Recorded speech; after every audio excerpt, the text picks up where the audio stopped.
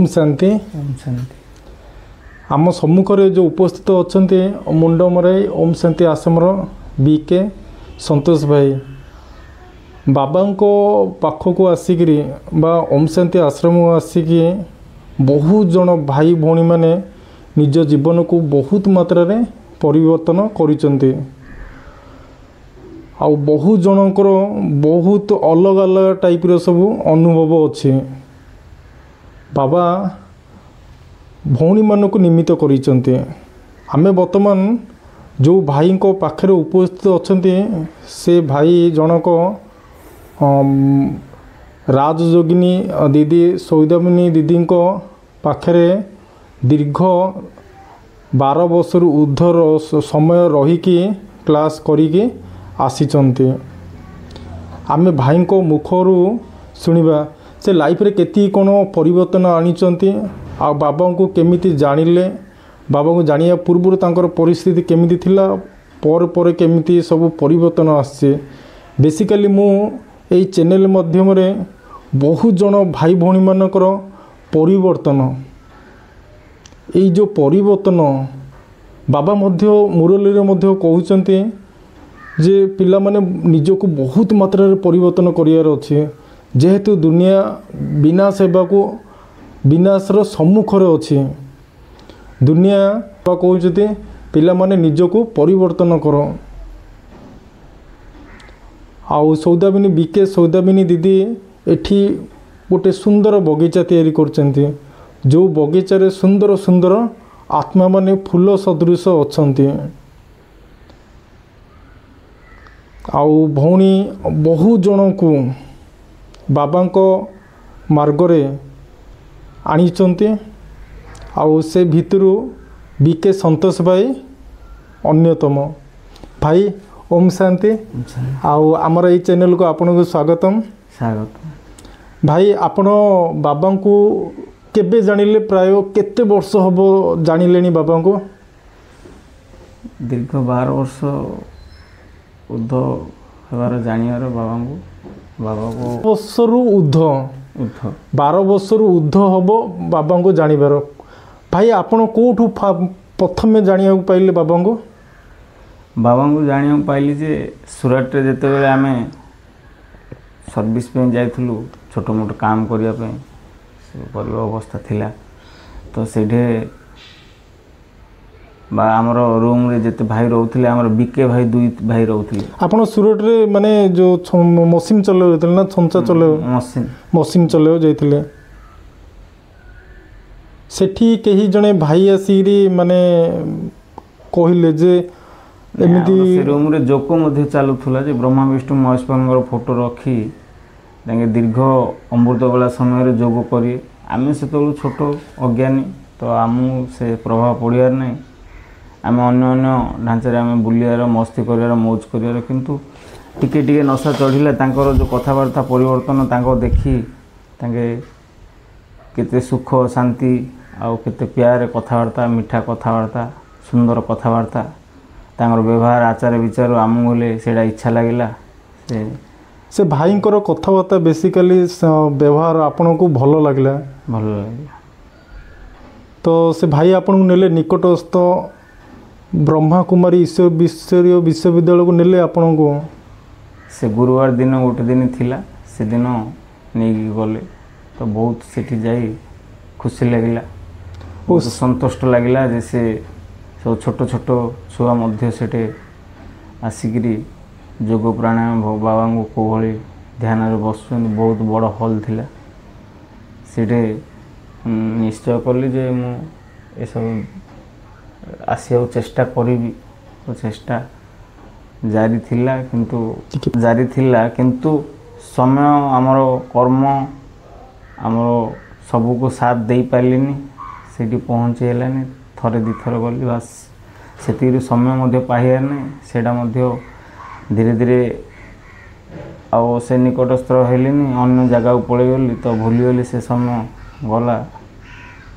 जेते बेले हमर ग्राम को आसिली माने सुरत रो आपण गांव को आसिले गांव को आसिला पर ଆପଣ କେଉଁଠୁ ବାବାଙ୍କୁ ଜାଣିବାକୁ ପାଇଲେ ମାନେ ଶୁଣିବାକୁ ପାଇଲେ ପୁଣି ଗାଁରେ ଯେ ହଁ ଗାଁରେ ମଧ୍ୟ ଓମ୍ ଶାନ୍ତି ହେଲେ କିଛି ଗୋଟେ ଅଛି ଗୋଟେ ଅଛି ଏଇ ଯେଉଁ ଆମର ପ୍ରଜାପିତା ବ୍ରହ୍ମାକୁମାରୀ ଈଶ୍ୱର ବିଶ୍ୱବିଦ୍ୟାଳୟ ଅଛି ବୋଲି କାହାଠୁ ଜାଣିବାକୁ ପାଇଲେ?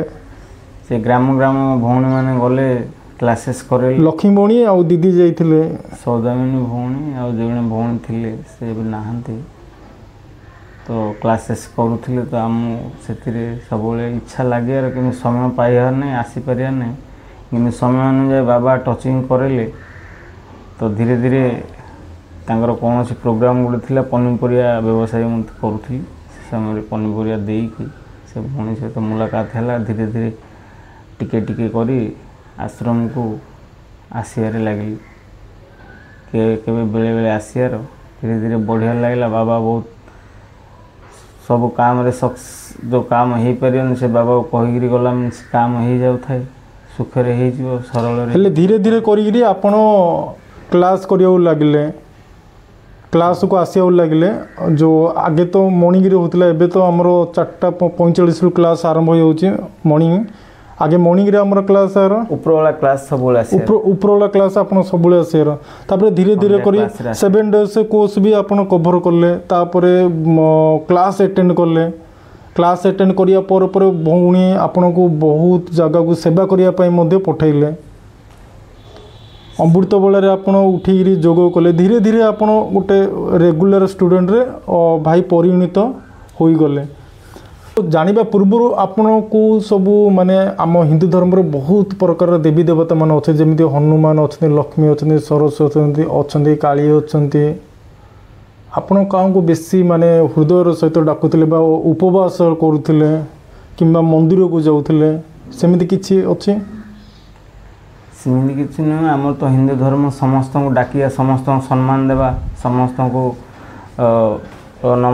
ନମସ୍ତେ କରିବା ଏସବୁ ଆମର ଥାଏ ଯେଉଁଠିକି ଗଲେ ଆମେ ମୁଣ୍ଡିଆ ମାରିଦେଉ ଲୋକ ଯେଉଁଭଳି କରୁଛନ୍ତି ତାଙ୍କୁ ଦେଖିକି ଆମେ ହେଲେ ସେଇଭଳି ହିଁ କରୁ ଆମ ପାଖରେ ସେ ଜ୍ଞାନ ତ ଯାହା ଲୋକ କରିବେ ତାହା ହିଁ ଆମେ କରୁ ଲୋକ ମୁଣ୍ଡିଆ ମାରି ଆମେ ସେଇଠି ମୁଣ୍ଡିଆ ମାରୁ ସମସ୍ତଙ୍କୁ ମାନୁଥିଲୁ ମାନିବା ଭିତରେ ଭଗବାନ ବୋଲେ ବହୁତ ପ୍ରିୟ ଥିଲା କାହିଁକିନା ଆମ ସାହା କିନ୍ତୁ ଭଗବାନ କିଏ ଆପଣ ଜାଣିନଥିଲେ ଯେମିତି କହିଲେ ସମସ୍ତେ ଯାହାକୁ ମାନୁଥିଲେ ଭଗବାନ ବୋଲି ଆମେ ହେଲେ ମଧ୍ୟ ତାଙ୍କୁ ମାନୁଥିଲୁ ଯିଏ ଯେଉଁଟା ମାନିଲେ ଯିଏ ଯେଉଁଟା ମୋର ଏଇଟାରେ ଭଲ ହେଲା ସେଇଟାରେ ଭଲ ହେଲା ସେ ହନୁମାନଙ୍କୁ ଡାକିଲେ ତ ହନୁମାନ ତାଙ୍କେ ବହୁତ ଶକ୍ତିଶାଳୀ ତାଙ୍କେ ବିଘ୍ନ ବିନାଶକ ତାଙ୍କେ ସଙ୍କଟ ଲୋଚନ ସବୁ ଭଳି କହିଲା ପାଇଁ ସେଥିରେ ଆମେ ମଗ୍ନ ହେଇଯାଉଥିଲୁ ସେଥି ଡାକିଲେ ଟିକେ ଭଲ ଆମର କଲ୍ୟାଣ ହେବ ମଙ୍ଗଳ ହେବ ସେଇଭଳି ଆମେ କରିବାର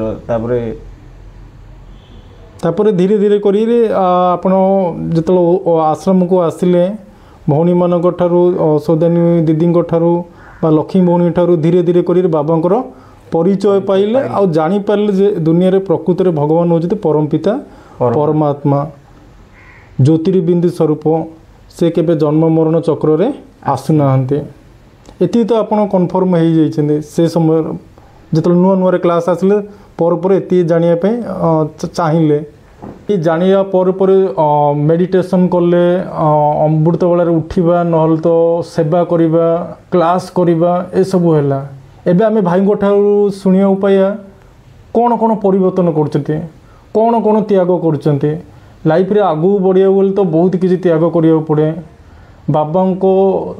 ବାବା ଯେଉଁ ସତ୍ୟ ଯୁଗ ଗଢ଼ୁଛନ୍ତି ସେ ଯୁଗରେ ଆସିବାକୁ ହେଲେ ତ ବହୁତ କିଛି ତ୍ୟାଗ କରିବାକୁ ପଡ଼ିଥାଏ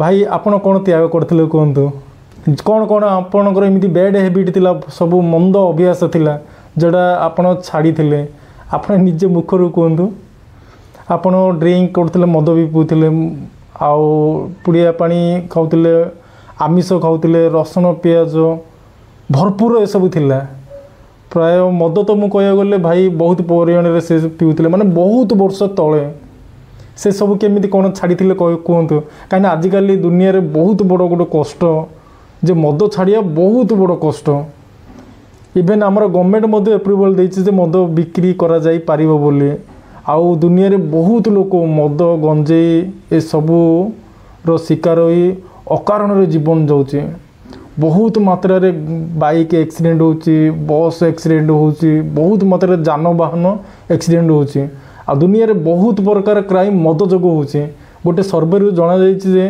आम इंडिया रे 70% रु ऊर्ध्व जेतिक सब क्राइम होचे जेतिक सब अघटना घटुचे जेकोसी प्रकार अघटना आपण कहि परिबे आपण माने समाज पत्र रु मध्ये पढुथिबे जे तार कारण होचे मद जने क्रिमिनल मध्ये को पचरा जाइतिला जे आपण ए सब क्राइम केमती करले जन को हत्या केमती करथिले ना मद पीथिले जानि पारलेनी बहुत हेले से जिनस को आपण छाड़ीथिले केमती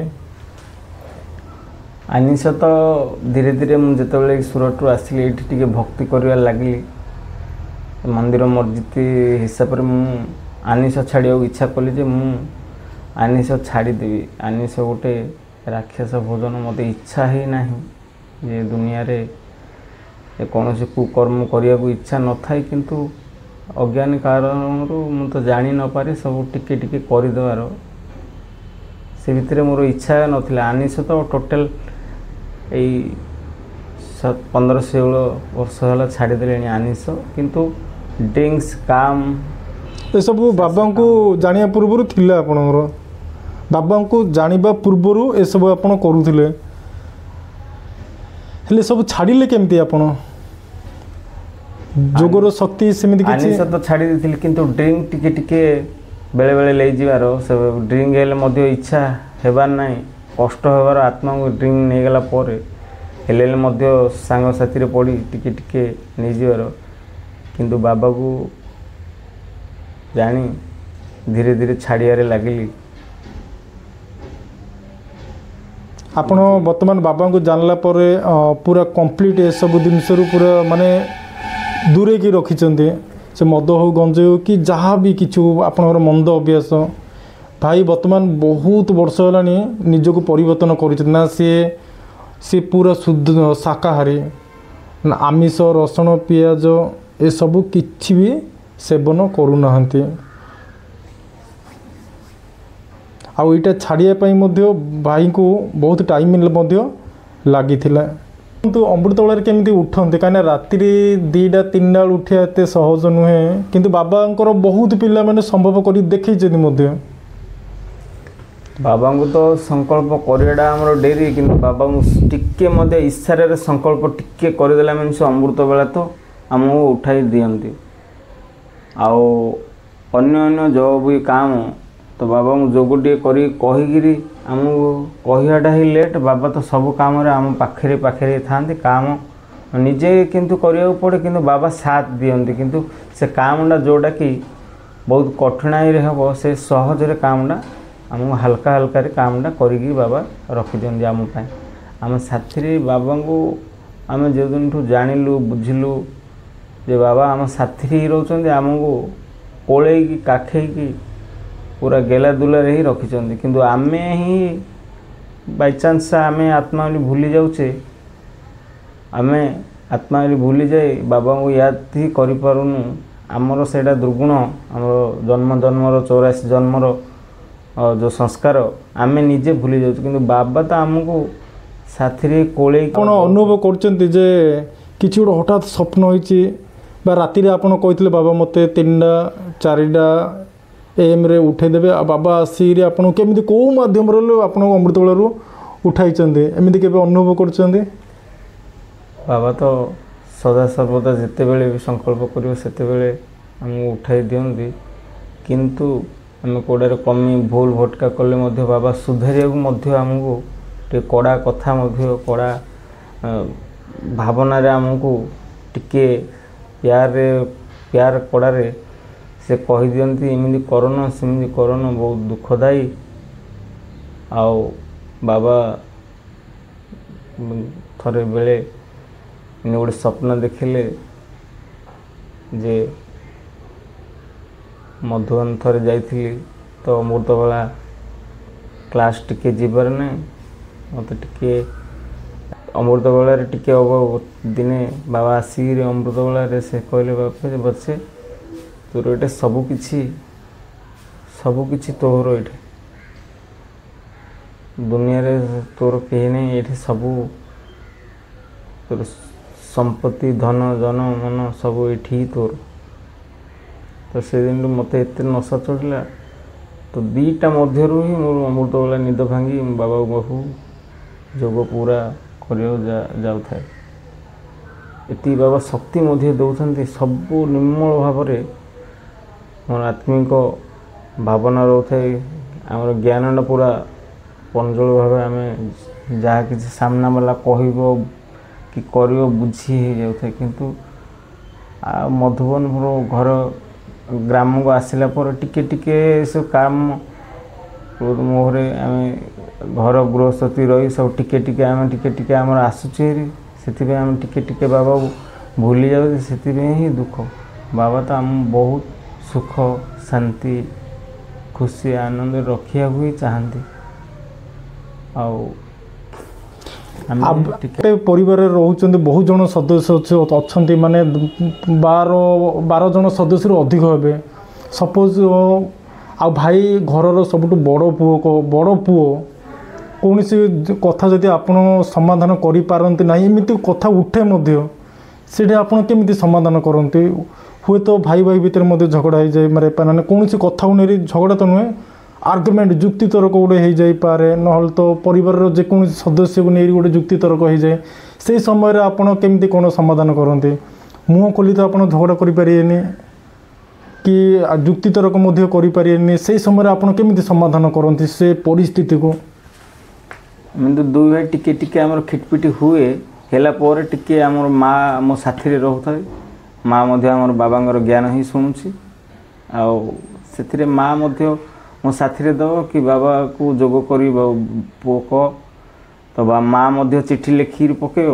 ବାବାଙ୍କୁ ଆପଣ ଲେଟର୍ ଲେଖିବାର, ଚିଠି ଲେଖିକିରି ମା' ମଧ୍ୟ କହିବ ଯେ ମା' ପୁଅ ତୁ କିଛି କହ ବାବାଙ୍କୁ। ସେ ମୁଁ ଜାଣିଛି ବିଶ୍ୱାସୀ ମୋ ବାବାଙ୍କର ବଚ୍ଚା, ତ ତାର ବିଶ୍ୱାସ ମୋ ଉପରେ, ମୋର ବିଶ୍ୱାସ ମା' ଉପରେ। ଏମିତି ବାବାଙ୍କର ସବୁ କାର୍ଯ୍ୟ, ଆମର ତ କିଛି ନାହିଁ, ଆମେ ଏଠି ନିମିତ୍ତ।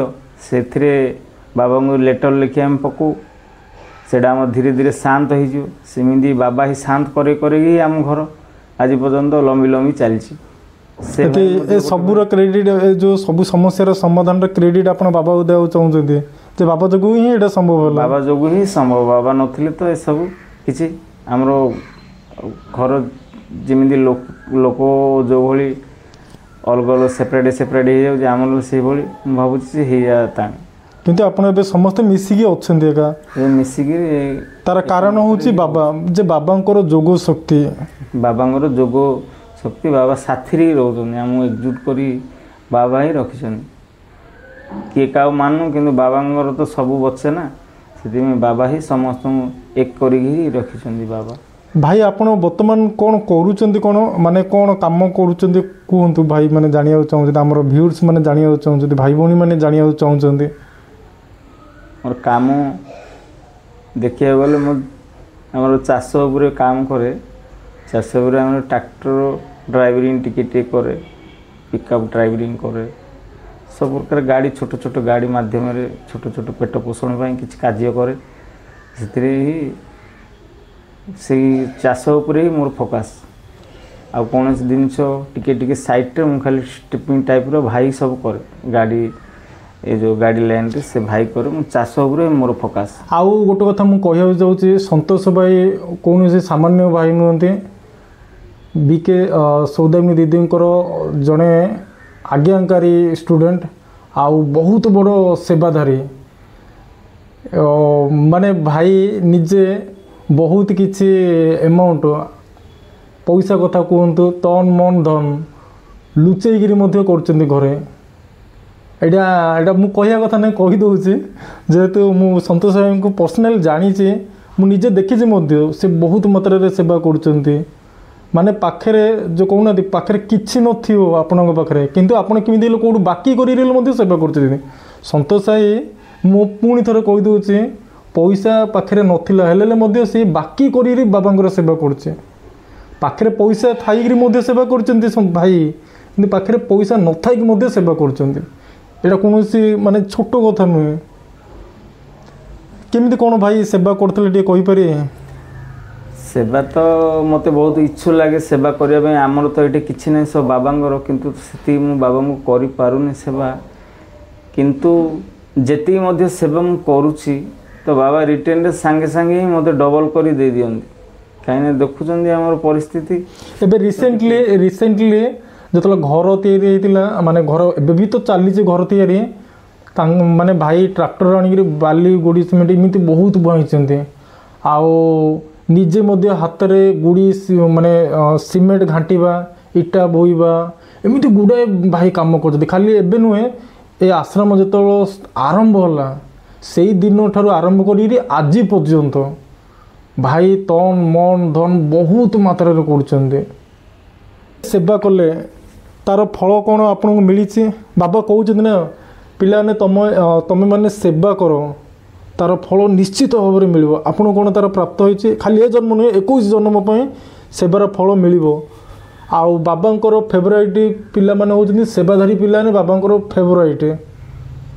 ଆପଣଙ୍କୁ ସେବାର ଫଳ ମିଳିଛି? ବାବା ତ ସେବାର ଫଳ ତ ସାଙ୍ଗେ ସାଙ୍ଗେ ହିଁ ଦେଇ ଦିଅନ୍ତି, ଡବଲ କରି ହିଁ ଦେଇ ଦିଅନ୍ତି। ଆଉ ଆଗଲା ସମୟ ପାଇଁ ତ ବାବା କହୁଛନ୍ତି ଯେ ତୁମେ ବଚ୍ଚେ ଗୋଟେ କଦମ ବଢ଼େଇଲେ ମୁଁ ତୁମ ପାଇଁ 1000 କଦମ ବଢ଼େଇ, 100 କଦମ ବଢ଼େଇ। ସେଥିପାଇଁ ହେଲେ ଆମେ ହିଁ ଅବହେଳା, କିନ୍ତୁ ବାବା ଯେଉଁ ଆମେ ସେବା କରୁଛେ ବାବାଙ୍କୁ ରିଟର୍ଣ୍ଣରେ ସାଙ୍ଗେ ସାଙ୍ଗେ ଦେଇ ଦିଅନ୍ତି। ବାବା ତ ଆମ ସୁଖରେ, ଶାନ୍ତିରେ, ଖୁସିରେ, ଆମେ ବାବାକୁ ଭୁଲି ଯାଉଛେ କିନ୍ତୁ ବାବା ଆମକୁ ଭୁଲି ନାହାନ୍ତି। ବେଳେବେଳେ ଆମେ ଭୁଲି ଯାଉଛେ ବାବାଙ୍କୁ, କିନ୍ତୁ ବାବା ଆମକୁ କେବେ ହେଲେ ଭୁଲି ନାହାନ୍ତି। ବାବା କୋଳରେ ହିଁ ରଖିଛନ୍ତି, ସାଥିରେ ହିଁ ରଖିଛନ୍ତି। ଆଉ ନହେଲେ ତ ଏସବୁ ଅସମ୍ଭବ ହିଁ ନା। ମୋତେ ସବୁଠୁ ଭାଇଙ୍କର ଗୋଟେ ଗୁଣ ଭଲ ଲାଗିଲା, ଯେଉଁ ଭାଇ ଯେଉଁ ସେବା କରୁଛନ୍ତି ସେ ଗୋଟେ ଜିନିଷ ତନ ମନ ଧନ ଦେଇରେ। ଆଉ 2 ନମ୍ବର ଜିନିଷ ମୋତେ ଯେଉଁଟାକି ଖାଲି ପର୍ସନାଲ ମୋତେ ନୁହେଁ, ବହୁତ ଲୋକକୁ ମାନେ ଗୋଟେ ପ୍ରେରଣା ସୃଷ୍ଟି କରିବ। ଯେଉଁମାନେ ବିକେ ମାନେ ଦେଖୁଛନ୍ତି ଏ ଚ୍ୟାନେଲ କିମ୍ବା ନନ୍ ବିକେ ଦେଖୁଛନ୍ତି, ଭାଇ ବହୁତ ପରିମାଣରେ, ମୁଁ ଏଗେନ୍ କହିଦେଉଛି, ବହୁତ ପରିମାଣରେ ମଦ ପିଉଥିଲେ। ଏମିତି ଗୋଟେ ଟାଇମ୍ ଥିଲା, ବର୍ତ୍ତମାନ କମ୍ପ୍ଲିଟ୍ ବହୁତ ଦିନ ହେଲା ମଦ ଛାଡ଼ିକିରି ରଖିଛନ୍ତି। ଆଉ ଏ ସବୁ ସମ୍ଭବ ହୋଇଛି କେବଳ ପରମ ପିତା ପରମାତ୍ମା ଭଗବାନ ଶିବଙ୍କ ଯୋଗୁଁ ହିଁ ଏସବୁ ସମ୍ଭବ ହୋଇଛି। ମଦ ଛାଡ଼ିବା ପାଇଁ ଲୋକମାନେ କେତେ କ'ଣ ନିଶା ନିବାରଣ କେନ୍ଦ୍ରକୁ ଯାଉଛନ୍ତି, କେତେ କ'ଣ ପଇସା ଖର୍ଚ୍ଚ କରୁଛନ୍ତି, ମାନେ ବହୁତ ଗୁଣି ଗାରେଡ଼ି ପାଖକୁ ଯାଉଛନ୍ତି, କିନ୍ତୁ ସମ୍ଭବ ହୋଇପାରୁନି। ଆଜ୍ଞା ମଦ ଛାଡ଼ି ପାରୁନାହାନ୍ତି ଆଜିକାଲି ଲୋକମାନେ, ଆଜିକାଲି ମଦ ଛାଡ଼ି ପାରୁନାହାନ୍ତି, ଯାହାଫଳରେ ବହୁତ ପ୍ରକାର ରୋଗରେ ପୀଡ଼ିତ ହୋଇ ପଇସା ଅଭାବରୁ ରୋଗ, ମାନେ ମଦ ପିଇବା ପାଇଁ ପଇସା ଅଟୋମେଟିକ୍ କେଉଁଠୁ ଆସିବ, କିନ୍ତୁ ରୋଗ ହେଲେ ଆଉ ରୋଗକୁ ଭଲ କରିବା ପାଇଁ ପାଖରେ ପଇସା ନଥାଏ। ଆଉ ବହୁତ ପ୍ରକାର ସିଚୁଏସନ୍ରେ ଏମିତି, ଖାଲି ଆମ ଭାରତର ଏ ସମସ୍ୟା ନୁହେଁ, ଭାରତ ବାହାରେ ମଧ୍ୟ ଏ ସମସ୍ୟା ରହିଛି। କହିବାର ମାନେ ତାତ୍ପର୍ଯ୍ୟ ଏହା ଯେ ଯେଉଁମାନେ ପରମପିତା ପରମାତ୍ମାକୁ ଜାଣିବେ, ଶୁଣିବେ, ମଦ ଛାଡ଼ିବେ, ସେମାନଙ୍କ ପାଇଁ ଗୋଟେ ବହୁତ ଇଜି, ମାନେ ଏତେ ଡିଫିକଲ୍ଟ ହେବ ନାହିଁ। ଭାଇ ଯେଉଁମାନେ ଆଶ୍ରମକୁ ଆସିପାରୁନାହାନ୍ତି, ବିକେ ହୁଅନ୍ତୁ କିମ୍ବା ନନ୍ ବିକେ ହୁଅନ୍ତୁ, ସେମାନଙ୍କୁ କ'ଣ କହିବାକୁ ଚାହୁଁଛନ୍ତି? ଯେଉଁମାନେ ଭାଇ ଦେଖନ୍ତୁ, ମାନେ ସେ ନିଜେ ମଧ୍ୟ ମାନେ ସକାଳ 6ରୁ ଯିବେ ଯେ ଆରମ୍ଭ କରି ସକାଳ 6ରୁ ମାନେ ବାବାଙ୍କର ସରି ଏଗେନ୍ କହିଦେଉଛି, ସକାଳ 6ରୁ ଭାଇ ବିଲବାଡ଼ିକୁ କାମ କରିବାକୁ ଯିଏ ରାତି 6 ହୋଇଯିବ। ଏତେ କାମ କରିକିରି ମଧ୍ୟ ଭାଇ ଆସିପାରୁଛନ୍ତି, ଫିଜିକାଲି ଏତେ ହାର୍ଡ଼ ୱାର୍କିଂ କରିକି ମଧ୍ୟ ଆଶ୍ରମକୁ ଆସିପାରୁଛନ୍ତି। ତ ଯେଉଁମାନେ ଆଶ୍ରମକୁ ଆସିପାରୁନାହାନ୍ତି, ବିକେମାନଙ୍କ କଥା ମୁଁ କହୁଛି, ଆମର କେବଳ ବିକେ ଯେଉଁମାନେ ରେଗୁଲାର ଷ୍ଟୁଡେଣ୍ଟ, ସେମାନଙ୍କୁ କ'ଣ କହିବାକୁ ଚାହୁଁଛନ୍ତି ଯେ ପ୍ରତିଦିନ କ୍ଲାସ୍ କରନ୍ତୁ? କହିବେ ବାବା ବି ତ ଚାହୁଁଛନ୍ତି ସବୁବେଳେ ପିଲାମାନେ କ୍ଲାସ୍, ମୁରଲି କ୍ଲାସ୍ ମିସ୍ କରନ୍ତୁ ନାହିଁ, ସେମାନଙ୍କୁ କ'ଣ କହିବାକୁ ଚାହୁଁଛନ୍ତି?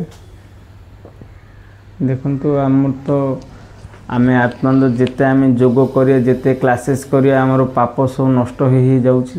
ଆମେ ଜାଣୁଛେ, ବୁଝୁଛେ ମଧ୍ୟ ଯେ ଆମକୁ ବହୁତ ହାଲକା ମଧ୍ୟ ଲାଗୁଛି। କ୍ଲାସେସ୍ ଯେଉଁଦିନ ଆମେ ନ କରିବା ତ ବହୁତ ବୋରିଂ ମଧ୍ୟ ଲାଗୁଛି, ଚିଚିଡ଼ାପନ, ସବୁ ପ୍ରକାର ଅଲବେଲାପନ, ଅଳସୁଆ, ଅଲବେଲା, ରାଗ, ରୁଷା, ସବୁ ପ୍ରକାର ଅଭିମାନ ଦେହରେ ଭରି ହେଇଯାଉଛି। କାହିଁକିନା ଆମର 84 ଜନ୍ମର ଆମର ସଂସ୍କାର ଭରି ହେଇକିରି ଆମର ଅଛି। ତେଣୁକରି ବାବା ଆମକୁ କୁଟି କୁଟିକିରି ଯେଉଁ କହୁନାହାନ୍ତି, ଆମକୁ ଭଲ ଭଲ ସଂସ୍କାର ଅମୃତ ବେଳାରେ, କି ସକାଳେ କ୍ଲାସେସ୍ରେ, ନହେଲେ ମଧ୍ୟ ଉପରବେଳା କ୍ଲାସେସ୍ରେ ଆମର ଯଦି ଆମେ ନ ଆସିବା ତ ଆମର ସେ ଗୁଣ ଯାକ ଟିକିଏ ଆସୁଛି ହେରି। ସେ ଆମର ସଂସ୍କାର ହେଇଯାଇଛି 84 ଜନ୍ମର ନା। ଏବେ ଆମେ ଏ ଜନ୍ମର ବର୍ଷେ, 2 ବର୍ଷ, 5 ବର୍ଷ ଏମିତିରେ ଆମର ତ ଲିଭୁନି। କିନ୍ତୁ କଣ୍ଟିନ୍ୟୁ ଆମର ସେ ଅଭ୍ୟାସଟା ରହିଗଲା ଆମର ଲିଭି ପୁରା ଲିଭିଗଲା ଭଳି ଲାଗୁଛି। ହେଲେ ଭାଇ ସେମାନଙ୍କୁ କହିବେ ଆପଣ ଯେ 84 ଜନ୍ମର ଯେଉଁ ପାପର ବୋଝ ମୁଣ୍ଡ ଉପରେ ଅଛି, 63 ଜନ୍ମର 63 ଜନ୍ମ ପ୍ଲସ୍ 21 ମାନେ 63 ଜନ୍ମର ଯେଉଁ ପାପର ବୋଝ ମୁଣ୍ଡ ଉପରେ ଅଛି, ସେ ପାପର ବୋଝକୁ ହାଲକା କରିବା ପାଇଁ କହିବେ ଯେ ରେଗୁଲାର କ୍ଲାସ୍ ଆଟେଣ୍ଡ କରନ୍ତୁ। ରେଗୁଲାର କ୍ଲାସ୍ ଆଟେଣ୍ଡ କଲେ ଆମେ ସୁଖ ଶାନ୍ତି ଆହୁରି ବହୁତ ଖୁସିରେ ଜୀବନ ଆମର ଯାପନ ହେଇପାରିବ। ଶୁଦ୍ଧ ଅନ୍ନ ଆହାର କରନ୍ତୁ, ଅମୃତ ବେଳାରେ ଉଠନ୍ତୁ, ଆଉ ନିଜ ଜୀବନକୁ କମଳ ପୁଷ୍ପ ସମାନ ଗଢ଼ି ତୋଳନ୍ତୁ। ଯେମିତି ଭାଇ ମଧ୍ୟ ନିଜ ଜୀବନକୁ କମଳ ପୁଷ୍ପ ସମାନ ଗଢ଼ିଛନ୍ତି, ସେଇଭଳି ଆପଣ ବି ଚାହିଁବେ ଯେ ସମସ୍ତେ ଏମିତି ଖୁସିରେ ରୁହନ୍ତୁ, ଭଲରେ ରୁହନ୍ତୁ, ସମସ୍ତଙ୍କର ମଙ୍ଗଳ ହଉ, ମଙ୍ଗଳମୟ ହଉ, ସମସ୍ତେ ସୁଖ ଶାନ୍ତି ଆନନ୍ଦ ଖୁସିରେ ରୁହନ୍ତୁ। ଆମକୁ ସମସ୍ତେ ଖୁସି ହେଲେ ଆମେ ଖୁସି ନା। ଯିଏ ଜଣେ ଦୁଃଖ ଫିଲ୍ କରୁଥିବ, କଷ୍ଟ ହେଉଥିବ, ଜଣେ ଗୋଟେ ଝଗଡ଼ା ହେଉଥିବ, ତ ସେଇଟା ହେଲେ ମଧ୍ୟ ଆମର ମାଇଣ୍ଡ ଯାଉଛି, ଆମେ ସେଇଟା ଦୁଃଖ ପ୍ରୟାସ କରୁଛେ, ଆମେ ଦୁଃଖର ସେଇଟା ଯଦି ସିନ୍ ଥିବ ଦୁଃଖ ଆମର ହେଲେ ମାଇଣ୍ଡ ଯାଉଛି, ଦୁଃଖ ଆମେ ପ୍ରକାଶ କରୁଛେ। ଏଇଟା ଖୁସିର ଯେତିକି ହେଲେ ଭାଇ ମୁଁ ଆଉ ଭିଡ଼ିଓ ବେଶୀ ଲମ୍ବା କରିବାକୁ ଚାହୁଁନି, ଆପଣ ଆମକୁ ବହୁତ ମୂଲ୍ୟବାନ ଟାଇମ୍ ଦେଇଥିବାରୁ ଆପଣଙ୍କୁ ଧନ୍ୟବାଦ। ଓମ୍ ଶାନ୍ତି, ଓମ୍ ଶାନ୍ତି ବାବା।